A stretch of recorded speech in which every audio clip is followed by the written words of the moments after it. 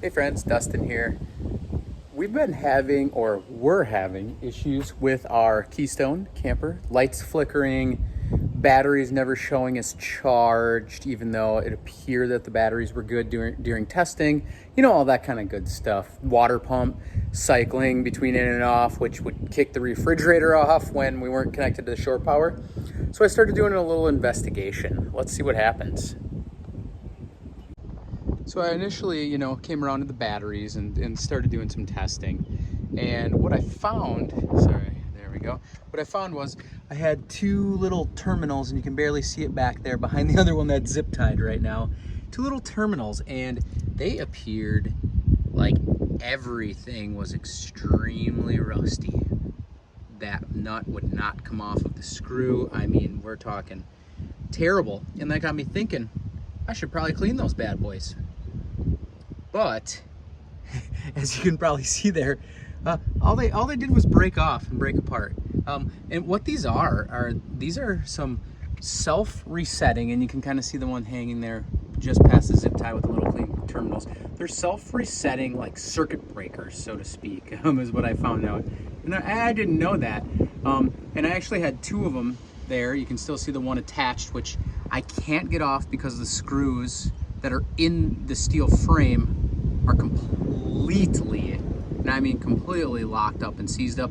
The other one, you can kind of see the screws that are back in there. Honestly, just came right off of there. So, the day before the fourth weekend, I started panicking.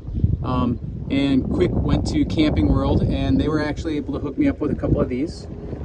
They were two different sizes, so keep that in mind. One was 50 amp and one was 30 amp. We have a 30 amp shore power camper. It's not one of the big guys, one of the 30s. But they were definitely different. And you can kind of see on this one here, if it can focus, you can kind of see that 12 volt, a little bit of the reading there. And that one says 50A. The other one said 30A.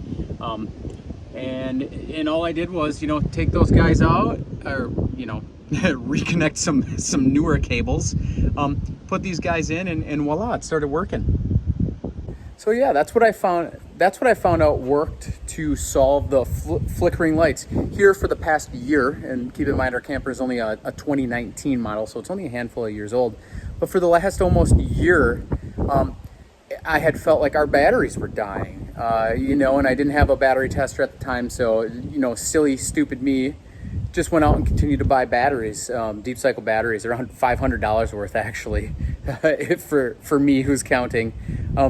And all of those batteries, I'm assuming, are good, because the batteries that I've been working on now tested out just fine and everything was fine. So those breakers, those terminals, if those things are rusty and you're having those kind of same problems that I did with the flickering lights, a pump going in and out, it's the gauge in the camper never showing, like it would get full even though I'd fully charge it and test it. That's definitely something to look at. Make sure all your terminals are rust free. Take it out, give them a good clean. Make sure to put on some sort of like a protectant lubricant. I've heard you can use like a petroleum jelly. I bought something specific for those kind of batteries to kind of help out on corrosion. But just a good idea, I guess, to clean them every so often. We clean the camper regularly, after almost every use, but we're in Wisconsin, so we get salt and stuff when we head down south in the wintertime and back up. But just something to keep in mind if you're having those power issues. It could be something easy as easy as that, and simple to work on too. Those things costed, I think, $7.99 at full price. Got them, I think, for $5.99 with the Good Sam membership over there at Camping World. But super cheap and actually very easy to do on your own.